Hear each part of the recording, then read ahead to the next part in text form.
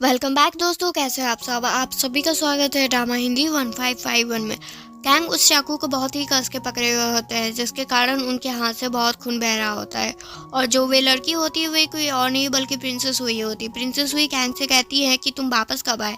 फिर सुई अपने आप को एक्सप्लेन करने लगती है कि जायो ने उन्हें पहले परेशान किया है और ये एक सर्वेंट ही तो है और इसे मारना कौन सा बड़ा बात है। फिर कैंग प्रिंसेस सुई से माफ़ी मांगते हैं कि उन्होंने अपने सर्वेंट को अच्छे से सिखाया नहीं है, तो आप इन्हें इस बार माफ़ कर दे। प्रिंसेस सुई खुश होकर कहती है, इसलिए मैं तुम्हें पसंद करती हूँ। जाया अपने मन में कहती है, क्या इसका दिमाग पागल है क्या। कैंग कहते हैं कि आप नॉवल ओरिजिन है, तो आप मुझे पसंद ना करें तो आपके लिए अच्छा होगा। फिर कैंग जाया को वहाँ से लेकर चले जाते हैं, पर प्रिंसेस हुई अपने आप से ही कहती हैं, एक दिन तुम जरूर मेरे होके रहोगे। उसी रात जब जायो कैंग के हाथ पर पट्टी लगा रही होती है, तब वे कैंग से माफ़ी मांगती हैं कि उसकी वजह से उनके हाथ में चोट लग गया आज। तब कैंग कहते हैं कि तुम्हारी हिम्मत कैसे हो गई कि तुम एक प्रिंसेस से इस तरह से बात कर सकती हो। तब तुम अभी तो मेरी गॉड सन हो, इसलिए मैं तुम्हें बचा लिया। लेकिन अगर अगली बार ऐसा कुछ हुआ तो मुझसे उम्मीद मत रखना कि मैं तुम्हें बचाऊंगा। क्या तुमको समझ में आया। तब जायो हाँ कहती है कि हाँ मुझे समझ में आ गया अच्छे से। फिर जब कैंग और जायो के हाथ पर खून लगा हुआ देखते हैं, तब वे खुद ही उसे साफ करने लगते हैं। पर जैसे ही अंदर एक सर्वेंट आते हैं, तब वे जायो का हाथ छोड़ देते हैं और वे सर्वेंट कैंग के लिए एक न्यूज़ लेके आए होते हैं कि उन्हें डॉक्टर देखने आ रहे हैं। फिर कैंग और जायो को वहाँ से जाने के लिए बोलते हैं, आई मीन रेस्ट करने के लिए बोलते हैं। लेकिन उसके जाने से पहले वो कहते हैं कि तुम अब से लड़कियों के ही कपड़े पहनोगी, तुम पर लड़कों के कपड़े अच्छे नहीं लगते हैं। क्योंकि वे देख रहे होते हैं कि जायो अनकंफर्टेबल है बॉयज़ वाले ड्रेस में। और ये सुन के जायो बहुत खुश हो जाती है कि उसे अब आदमियों के कपड़े नहीं पहनना होगा। और वे जब खुशी खुशी जा रही होती है, तब वे डॉक्टर से टकरा जाती है। और जैसे ही वे डॉक्टर को सॉरी बोल के उनकी हेल्प कर रही होती है, तब जब वे मेडिसिन को टच करती है, तब उसे कुछ दिखता है जिसमें डॉक्टर किसी से वे पूरियाँ ले रहे होते हैं और वे पूरियाँ कोई मास्क पहना हुआ आदमी दे रहा होता है कि अगर तुमको ये पूरियाँ अगर तुम ये कैंग को नहीं दोगे, तब तुम्हारी बीवी और बच्चों को मैं मार दूंगा। और उसी डर की वजह से डॉक्टर ये सब काम कर रहे होते हैं। पर जायो को लग रहा होता है कि अजीब सा थॉट है, इसलिए कभी कभी आ जाता होगा। वे उतना ध्यान नहीं देती है और वे वहाँ से चली जाती है। और इधर अंदर डॉक्टर कैंग को अच्छे से चेक कर रहे होते हैं कि कहीं ज़्यादा चोट तो नहीं लगी।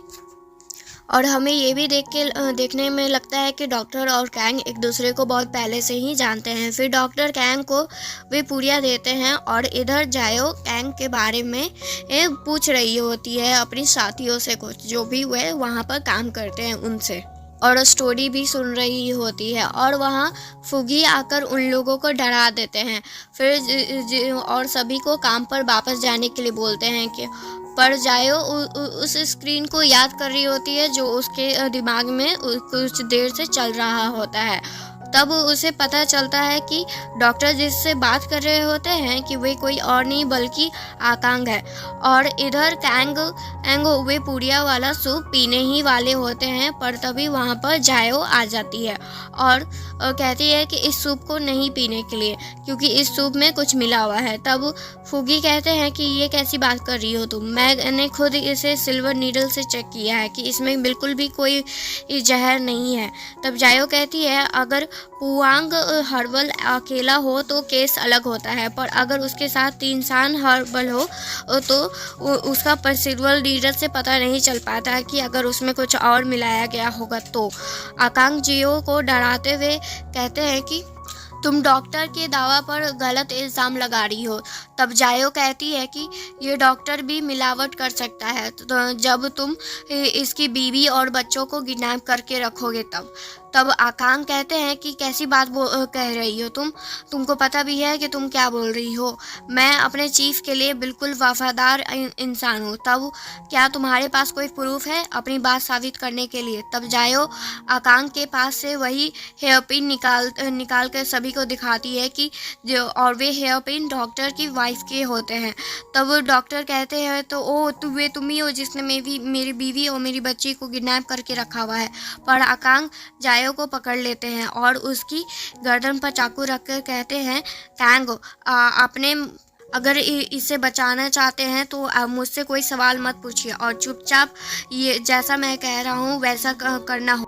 कैंग आकांग से पूछते हैं कि अगर तुम ये किसी के कहने पर कर रहे हो तो तुम मुझे बता सकते हो, पर आकांग कैंग की कोई भी बात सुनने को रेडी नहीं होते हैं और वे कैंग को धमका रहे होते हैं कि अगर वे इस लड़की को बचाना चाहते हैं तो उन्हें ये सूप पीना होगा।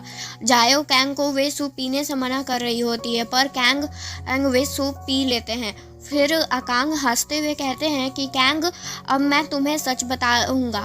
तुम्हारे मरने के से पहले तुम्हारे जीने भी जितने भी मूव्स हैं वे सब मुझे पता चल गए हैं और मैं अब सभी कंट्रोल मेरे हाथ में होगा और जल्दी मैं अपने मास्टर को भी इन्फॉर्म कर दूंगा।